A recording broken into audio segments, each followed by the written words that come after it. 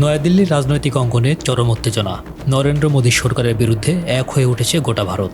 রাজপথে আশ্রে পড়েছে গণবিক্ষোভের ঢেউ। স্লোগানে প্রকম্পিত হচ্ছে চারপাশ। শিক্ষার্থীদের এই দ্রোহের সংহতি জানিয়েছে বিরোধী শিবির। এটি কি নিছক সাময়িক ক্ষোভের বহিঃপ্রকাশ, নাকি ভারতীয় রাজনীতিতে আসছে কোনো বিশাল পট পরিবর্তন? এই ঝাঁকুনিতে নড়বড়ে হয়ে পড়েছে মোদীর গদির ভিত।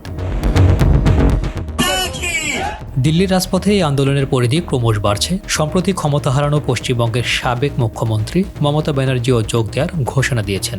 শিক্ষার্থীদের দাবিকে যৌক্তিক আখ্যা দিয়ে রাজপথে নেমেছিলেন লোকসভার বিরোধী দলের নেতা রাহুল গান্ধী। তবে তার উপর নেমে আসে পুলিশি নির্যাতন। প্রিয়াঙ্কা গান্ধী ও শীর্ষস্থানীয় নেতাসহ তাকে আটক করে নয়াদিল্লি পুলিশ।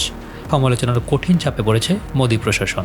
সরকার কি শেষ পর্যন্ত সংলাপের টেবিলে বসবে, নাকি আরও গভীর সংকটের দিকে ধাবিত হবে ভারত?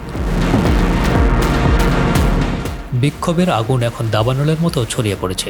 শিক্ষার্থীদের পাশে সবার আগে দাঁড়িয়েছেন 59 বছর বয়সী জলবায়ু ও শিক্ষা আন্দোলন কর্মী সোনম ওয়াংচুক।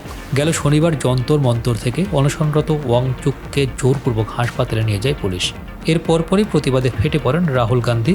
একে একে নয়াদিল্লিতে হাজির হন কর্ণাটকের মুখ্যমন্ত্রী DK শিবকুমার, কেরালার মুখ্যমন্ত্রী VD সতীশন, শিবসেনা প্রধান উদ্ধব ঠাকরে, শশী থারুর এবং অখিলেশ যাদব। মোদীর বাসভবনের সামনে উত্তাল হয়ে উঠেছে পরিস্থিতি।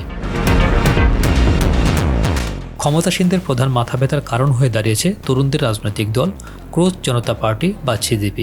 মেডিকেলের ভর্তি পরীক্ষা সহ প্রতিযোগিতামূলক পরীক্ষার প্রশ্ন ফাঁস এবং নানা অনিয়মের প্রতিবাদে ফুঁসে উঠেছে দলটি। কেন্দ্রীয় শিক্ষামন্ত্রী ধর্মেন্দ্র প্রধানের পদত্যাগের দাবি করে চলেছে আন্দোলন।